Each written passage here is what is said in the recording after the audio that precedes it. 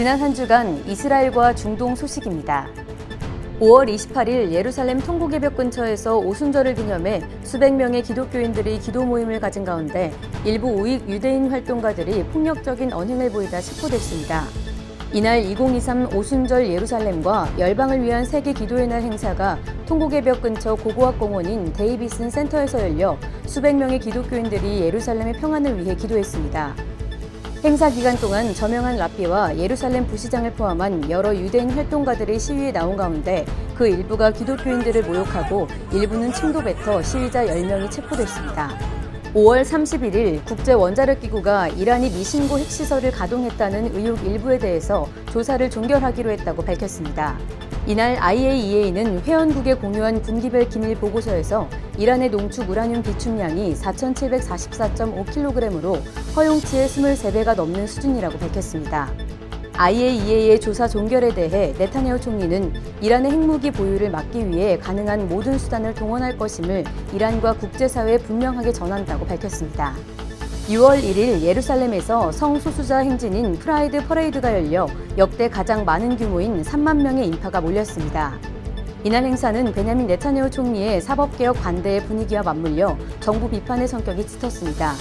야이르 라피드 야당 대표는 이날 행사에 참석해 민주주의를 위해 싸우는 것과 동성애자의 인권을 위해 싸우는 것은 같다며 사법개혁 반대 시위와 성소수자 행진을 동일시했습니다. 6월 3일 이스라엘과 이집트 국경 지역에서 총격전이 발생해 이스라엘군 3명과 이집트 국경수비대 대원 1명이 숨지고 이스라엘군 1명이 다쳤습니다. 이스라엘군은 이집트 경찰관이 국경을 넘어 총격을 가했다고 주장했고 이집트 측은 마약 밀매상을 쫓는 과정에서 총격전이 발생한 것이라고 설명했습니다. 이스라엘과 이집트 국경에서 무력 충돌이 일어난 것은 매우 드문 일이며 지난 10년간 사상자가 발생한 사례도 없었습니다. 2023년 6월 7일자 이스라엘 투데이 시작합니다. 오늘도 역시 이스라엘과 이스라엘을 둘러싼 중동 여러 나라들에 대해서 다른 언론에서는 전혀 들을 수 없는 심도 있고 그리고 날카로운 분석을 해주실 브레드TV의 중동 전문 애널리스트죠. 조현영님과 함께합니다. 어서 오십시오. 예, 안녕하십니까. 오늘 간추린 뉴스에서는 전해지지는 않았지만 요즘 전 세계적으로 구글이나 마이크로소프트웨어 또 이런 회사에서 개발한 인공지능 AI가 요즘 굉장히 화제가 되고 있는데 엔비디아라는 회사가 이스라엘에 가장 강력한 AI 슈퍼컴퓨터를 구축할 계획이다 이런 얘기가 있어요. 엔비디아에 대해서 혹시 어떤 회사인지 아십니까? 그러니까 이게 시스템 반도체 회사거든요. 그러니까 세계 이른바 게이머들이 좋아하는 이제 그래픽 카드, GPU 시장에서 80%, 그다음에 AI 반도체 시장에서 90%를 선점하고 있고요. 근데 슈퍼컴퓨터에는 일반 반도체보다는 이렇게 AI 연산 작업이 특화된 이제 반도체가 들어가야 되는데 구글과 MS의 슈퍼컴퓨터에는 모두 엔비디아의 AI 반도체가 들어가죠. 이른바 업계의 최상위 포식자라고 할 수 있습니다. 아하. 그런데 그 회사가 엔비디아가 가장 강력한 AI 슈퍼컴퓨터를 이스라엘에 구축한다고 해요. 가장 강력한 슈퍼컴퓨터 어느 정도 능력을 갖췄을까요? 그러니까 이제 이름하에 명명하에 이제 이스라엘 -1이라고 합니다. 근데 그게 최대 8 엑사플롭스의 속도라고 해요. AI 컴퓨팅 파워인데 그게 뭐냐면 1 엑사플롭이 1초에 100경번의 그 연산 작업을 하는 거예요. 1초에 100경 예. 번. 예. 그러니까 엄청나게 이제 우리 뭐 상상할 수가 없는 거죠. 그러니까 맨날 우리 일반 인터넷 검색만 하는 사람들은 이해를 못 하는데 하여튼 그 정도의 연산 프로세스 스피드를 파워를 갖고 있다고 합니다. 그런 컴퓨터가 이스라엘에 만들어지게 되는데 진짜 이제 완성이 된다면 갑자기 그런 생각이 드네요. 혹시 이스라엘에 그 초강력 슈퍼컴퓨터가 들어서게 되면은 이게 바로 적그리스도의 어떤 전조 현상이 되지 않을까? 예, 아무래도 이제 성경적으로 봐도 그렇고 이제 적그리스도의 도구 혹은 통치 체제 하나의 그 장비로 쓰여질 가능성이 높죠. 적그리스도가 되진 않아도 적그리스도의 오른팔이나 도구로는 쓰일 수 있을 것 같다. 예, 계시록 13장 15절에 가장 비슷하게 이게 나오는 게 이제 우상에게 말을 하게 하고 하면 여기서 우상을 이제 AI 컴퓨터로 하지 않을까. 이야, 계시록까지도 이렇게 또 이것도 추가적으로 하나 더 말씀드리자면 이제 신기하게 이스라엘에서 이제 물리적인 AI 슈퍼컴퓨터가 있고 그 다음에 또 우리가 이제 이 삶을 문명을 이렇게 딱 들여다보면 정신이 물질을 이렇게 지배하지 않습니까? 그러면은 그 이론적 그 토대는 누가 만들었냐면 유발 하라리가 얘기하는 이제 히브리 대학교 교수지 않습니까? 예. 그 사람 이제 호모 데우스라고 이제 예. 약간 이게 사탄을 그때 인문학적으로 풀어버린 거라고 저는 생각이 되는데 그런 이제 트랜스휴머니즘을 만들었지 않습니까? 그러니까 이 이론과 이제 하드웨어를 두 가지를 다 이제 이스라엘은 확보한 거죠.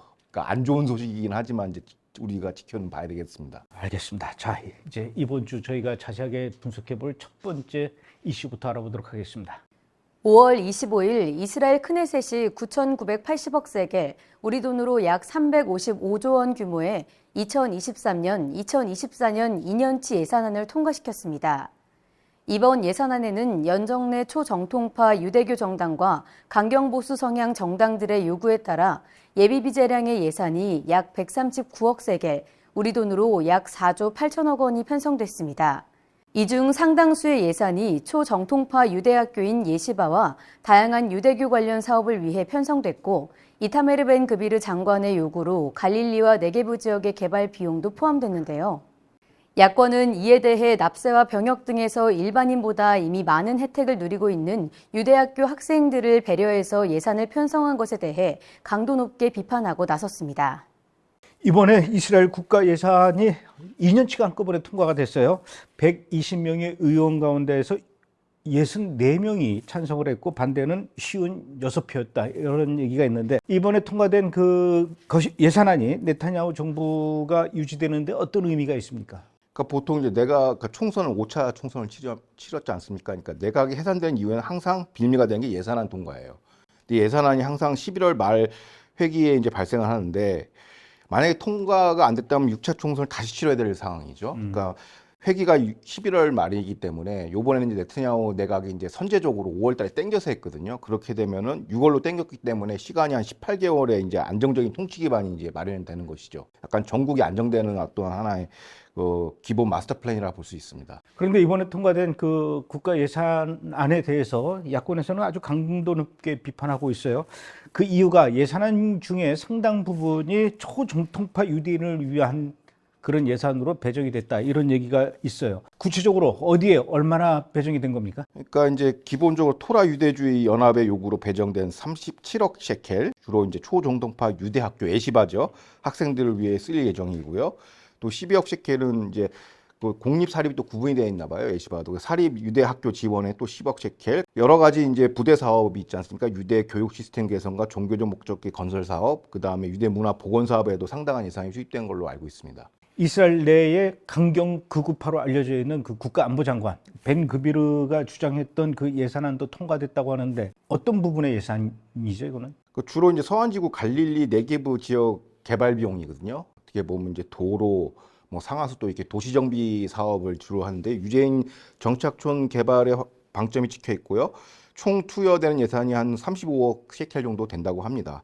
그런데 이제 이거 가지고 이제 현지 뭐 언론 매체도 그렇고 이제 매신에서도 뭐 우리나라 매체 연합뉴스도 그렇지만 뭐 이걸 가지고 극우 예산 초정통파 예산이라고 비판 일생이거든요. 근데 이게 당연한 거예요. 왜냐하면 극우파가 집권했으니까 당연히 우파 예산은 되는데 그리고 우리가 입체적으로 들여다보면은 과거 이제 베네트 라필 내각 시절의 예산은 어땠는가 한번 찾아봤어요. 그 2021년 예산인데 이건 뭐 더 과관이에요. 그쪽은 거의 뭐 친팔레스타인 아랍 위주의 예산을 투입했는데 이번에는 그래도 세목이 나오잖아. 유대 뭐 학교 지원, 급식 지원 나오는데 그 당시에는 예산안을 그냥 포괄적으로 통과하고 내역도 안 얘기하고 총액도 얘기 안 하고 그거에 비해 보면은 이번 예산은 그래도 이스라엘 국민을 위해 쓰여지는 예산이라기 때문에 긍정적으로 볼 수 있는 대목도 있습니다.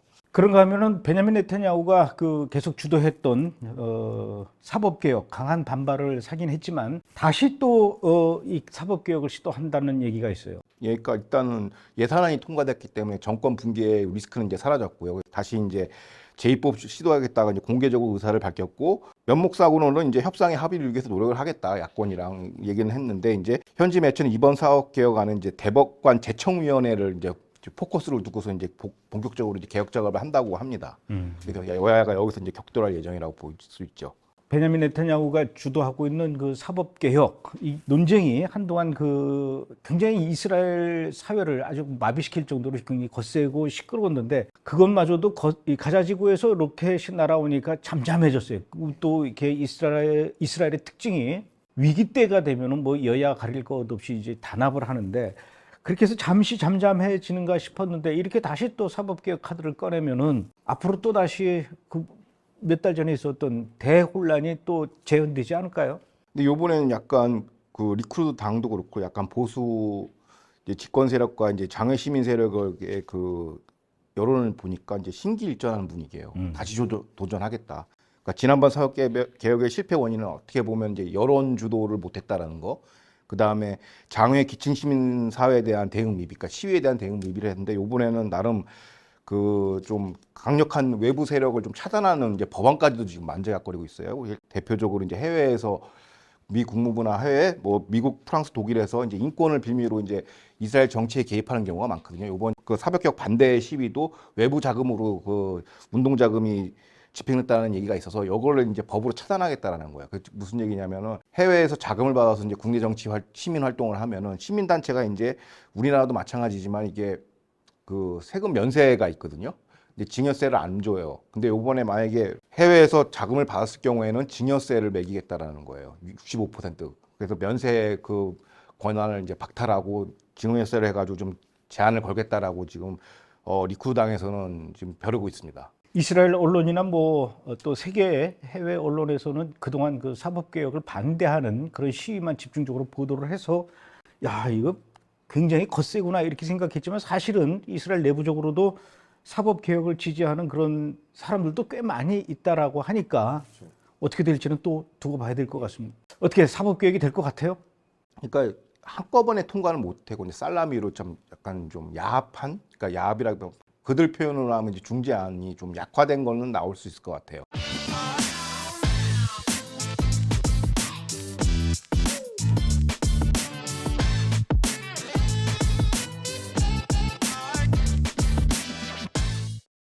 자, 이제 두 번째 분석 이슈 알아보도록 하겠습니다.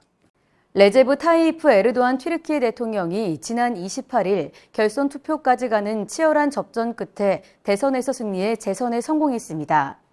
강력한 대통령 후보였던 케말 클르트 다로울루 공화인민당 후보를 4.2%포인트 앞서면서 재선에 성공한 에르도안 대통령은 2028년까지 5년 더 집권하게 됐는데요. 1차 투표 직전까지만 해도 에르도안의 경제 실정과 대지진으로 인해 정권이 교체될 것이라는 전망이 우세했지만 에르도안은 강력한 국가 지도자 이미지 구축에 성공하며 반전을 이뤄냈습니다. 에르도안은 현재 글로벌 흐름에 따라 다극 체제에 순응하는 외교를 펼칠 것으로 예상되는 가운데 이스라엘과는 뜨뜻미지근한 중립 외교를 펼칠 것으로 전망되고 있습니다.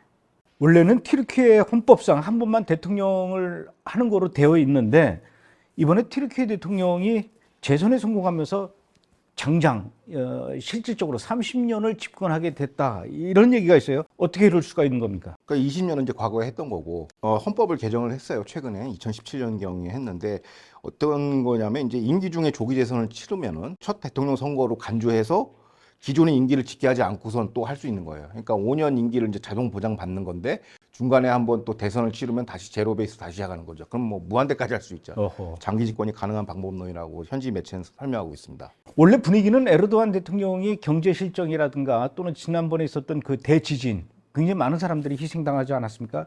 이런 것 때문에 이번에 정권이 교체될 수도 있을 것 같다 이런 예측이 있었는데 반대예요. 어떻게 이렇게 에르도안이 재선에 성공할 수 있었습니까? 그러니까 이제 이게 여러 가지 이제 분석이 있는데 야권을 지지하는 이른바 테크노크라트층 이제 전문 지식층들은 그 결집도가 좀 떨어진다는 게 입증이 됐습니다. 우리는 그 이길 거라고 생각했는데 뭐 여러 가지 뭐 선거 패인 원인이 있긴 하지만은 에르도안의 결집도가 훨씬 셌다 이렇게 볼 수 있죠. 그건 이제 장기 집권을 통해서 다져진 거기 때문에. 그래서 서구의 추세도 그렇지만은 약간 글로벌리스트, 그러니까 야권이 약간 글로벌리스트 계열이거든요. 그러니까 좀 자유주의 진영이고 뭐 이런 전문 지식층이다 보니까 그 진영하고 그 세계 뭐 이탈리아, 프랑스 선거도 그렇지만 극우 진영이 조금 요즘에 득세하고 있지 않습니까? 이건 그래서 이제 에르도안발 이제 극우 진영이 이겼다고 볼 수도 있죠. 어쨌든 사라질 줄 알았는데 물러날 줄 알았는데 다시 재선에 이제 성공하면서 집권을 하게 되니까 에르도안 대통령이 아주 자신감과 존재감을 뿜뿜 뿜어내는 것 같아요. 나토 외교장관 회의도 보이콧한다 이러고 나왔어요. 그러니까 나토 외무장관 회의는 이제 어떻게 보면 나토 회의의 어떻게 전초전이 있거든요. 그러니까 핵심 의제가 뭐냐면 스웨덴을 나토 가입을 시킬 거냐 말 거냐 이제 투표를 하는데 이제 이게 만장일치 제도란 말이에요. 나토는. 근데 터키가 약간 비토권을 행사하고 있어요. 그러니까 비토라기보다는 약간 좀 키를 쥐고 있거든요. 그게 쿠르드족에 대한 대처 때문에 그러는 거죠? 그런 것도 있고 그게 한 맥락이 여러 가지인데 그런 것도 있고 스웨덴이 좀 그건 저는 개인적으로 핑계라고 봐요. 아, 쿠르드족은? 그러니까 뭐 이유는 되는데 그것뿐만 아니라 이제 이걸 통해서 뭘 받아내려는 거죠 미국한테. 그 대표적으로 이제 F-16 전투기를 좀 달라. 그거가 성사가 되면 우리가 해줄 수도 있겠다. 못 이기는 척하면서 그걸 이제 지금 어떻게 보면 카드를 맞춰보고 있는 거죠. 그게 미국은 지금 준대요, 만대요? 전투기를. 그러니까 말로 명확하기는 안 해요. 줄 듯 말 듯 하면서 뭐 바이든은 뚝뚝 주는 것처럼 얘기하고 서로 딜을 하는 거군요. 예, 그러니까 약간 좀 그런 건데 이게 전형적인 이제 터키의 다자주의 외교 전략이에요. 그러니까 지중해의 지정학을 이용해서 이제 과거와 달리 좀 이제 좀 자국 우선주의 이런 외교를 하고 있는데 실제가 재밌는 게 뭐냐면 터키가 실제 사례로 보면 러시아로부터 무기 수입을 많이 하거든요. 뭐 방공망 시스템이나 S-300이나 해놓고선 그리고 같은 나토 가입국인데 불구하고 서방에 대한 대러시아 제재를 또 거부했어요. 나토 그 가입국인데 또 한편으로는 우크라이나에 또 드론을 또 지원하면서 막 지 마음대로 해요. 막 양쪽에서 배팅하고 그러다 보니까 이거는 철저하게 자국 중심 외교를 펼치고 있다라고 볼 수 있죠.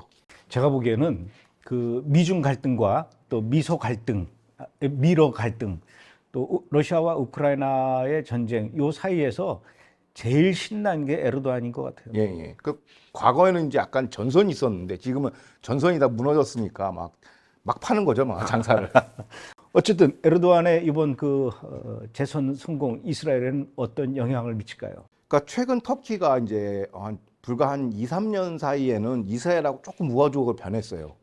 전통적으로 터키는 이제 하마스 본부하고 이제 무슬림 형제단을 좀 옹호하는 입장이었는데 좀 쫓아내기도 하고, 그러니까 이스라엘하고 약간 우호적이기도 하면서 이스라엘은 또 경제협력 군사교류를 약간씩 해주고 있으면서 또 터키는 이란에 대한 이런 좀 내밀한 정보를 주고받는 철저하게 상호의 비즈니스 관계고요. 그러니까 그렇다고 해서 막 관계가 좋냐 뭐 그런 건 아니에요. 그 뜨뜻미지근한 관계라고 해요. 그러니까 뭐 긴장도 없지만 그렇다고 따뜻하지도 않은 이런 관계인데, 그러니까 네트냐후 에르도안 역시 두 양 정상들이 그러니까 장기 집권으로 이제 잔뼈가 굵은 선수들 아닙니까? 그러니까 이런 사람들끼리 이제 특급 선수들이 불필요한 이제 갈등을 일으키지 않으면서 자국 이익을 극대화하는 방향으로 갈 것 같습니다. 제가 뭐 남의 나라 대통령에 대해서 이렇게 표현하면 좀 그렇지만 영악한 것 같아요. 예, 예. 예.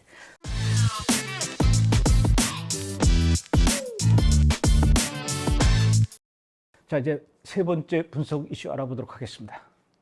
이란 전문 매체인 이란 인터내셔널은 지난 27일 미국이 이란과 벌인 이란 동결 자금 해제에 관한 회담이 곧 결실을 이룰 예정이라고 보도했습니다.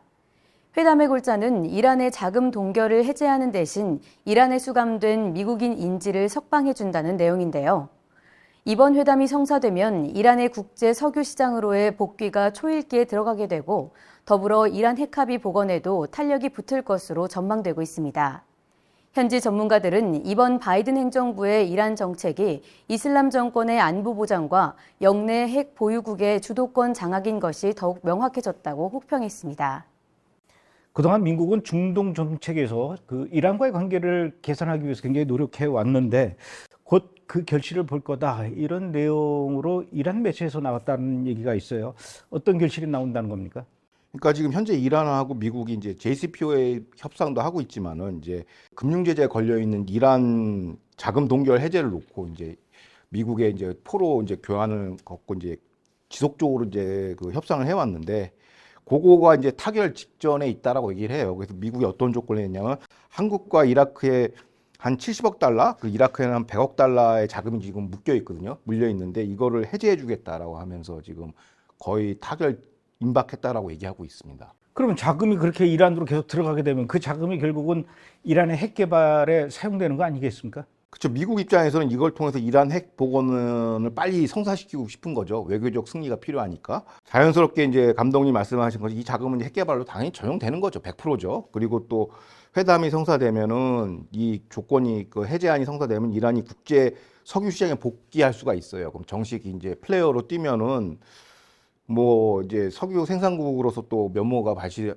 수 있고 오페크 사무총장도 지금 사우디랑 정상화가 됐지 않습니까? 이란하고 그러다 보니까 지금 기대하는 중이에요. 그래서 빨리 시장으로 양지로 나와라 뭐 이렇게 좀 판을 까는 분위기고 그다음에 이게 됐을 경우에는 이제 핵무장뿐만 아니라 민초를 압박하는 이제 신정 독재 정권의 안정성도 정권의 안보도 보장이 되고 또 이스라엘 관점에서는 또 이제 그 얘네들이 운영하는 대리 세력 있지 않습니까? 여기에 대한 재정 지원도 아주 빵빵하게 들어가게 되는 거죠. 그러니까 여러모로 이 사람한테 좀 불리한 측면인 건 맞는 것 같습니다. 그런가 하면은 지금 그 주 이스라엘 미국 대사를 새로 임명해야 되는 그런 상황인가 본데 현재 주 이스라엘 미국 대사로 하마평에 오르고 있는 사람이 과거에 그리고 지금도 그 이스라엘 제품을 보이콧하는 BDS 운동을 했던 사람이다. 이런 얘기가 있어요. 누굽니까? 그러니까 이 사람도 유대 계열인데 아시카나짐 계열인 것 같아요. 하여튼 유대인의 적은 유대인이라는 말이 예. 맞아요. 그러니까 이 사람 수지 겔만이라는 여성인데 겔만은 이제 남편성이에요. 이분이 누구냐면 유명한 BDS 운동가인데 그 우리 글로벌 청바지 브랜드 리바이스 있지 않습니까? 네. 그것도 유대인 그거지 않습니까? 거기에 상속녀예요. 그 돈도 많고 좌파 운동도 하니까 막 그래서 이스라엘 정책 포럼이라는 걸 운영하는데 이게 대표적인 BDS 단체입니다. 뉴욕 타임스 지명 광고를 통해서 이스라엘은 테러 국가다라고 얘기를 하고 그다음에 이스라엘 건국일을 뭐 나크바의 날이라고 막 얘기하고 등 뭐 반 유대 치욕주 연사는 이제 기본이고 그다음에 또 우리 대표적인 또 반유대 단체 조지 소로스의 오픈 소사이티에서 후원을 받는 전력도 있고요. 또 최근에 이스라엘 사법개혁 반대 집회에 또 돈을 대는 뉴 이스라엘 펀드에도 후원한 전력이 있습니다. 그러니까 뭐 선수죠 저쪽에서는. 야, 리바이스 청바지가 알고 보면은 그 리바이스라는 말이 원래는 그 레위 지파의 후손을 이제 이름을 따가지고 이제 리바이스라고 했는데 그럼에도 불구하고 이렇게 반유대주의네요. 예. 이런 와중에 이스라엘 해군이 새로운 잠수함을 도입하는 그 사업에 성능 미달의 미국산 잠만경을 구매한 사실이 밝혀졌어요. 그리고 또 이것도 미국의 압력 때문에 이렇게 됐다 이런 얘기가 있어요. 좀 자세히 설명을 해주시죠. 그러니까 그걸 좀 과거로 되돌아갔을 때 지난 2021년 2년경에 이제 이스라엘 정부는 차세대 잠수함 사업 전력 증강 사업을 이제 추진하기로 했는데 그 당시에 이제 독일 트센크루프의 마린 시스템스와 다카르급 헌터킬러 잠수함 3척을 이제 구매하기로 했어요. 근데 이걸 해외에다가 소싱을 하다 보니까 여러 가지는 이제 이게 스캔들이에요. 지금 방산비리로 걸려 있어가지고 이제 수사 중에 있는데 잠수함을 통으로 갖고 오는 게 아니라 부품들은 이제 여기저기서 이제 소싱을 하려고 그러는데 이제 미국이 군사원조를 해주고 있지 않습니까? 그러니까 미국이 좀 압박을 한 것 같아요. 잠만경 우리 거 쓰라고. 그래서 근데 이 잠만경 보니까 성능 미달이고 그 클래스에 좀 안 맞는 거라고 그래요. 그래서 이게 수사 중에 있는 문건이 공개가 돼가지고 미국의 이제 행태가 드러난 거죠. 우리가 원조를 해주는 걸 대부분 이제 미국 무기 사는데 써라 뭐 이렇게 이제 무언의 압박이 있었던 것이죠. 그래가지고 이게 뉴스화가 된 것 같습니다. 이스라엘은 우리나라나 다른 나라에 비해서 이 방산 비리가 별로 없는 그런 나라로 알려져 있는데 이런 일이 또 생기는군요. 예, 아무래도. 미국의 바이든 정부가 이래저래 친이란, 반이스라엘 이런 행보를 계속 이어나가고 있는 것 같아서 좀 걱정이 되긴 합니다. 예, 오늘은 여기까지 하죠. 예. 고맙습니다.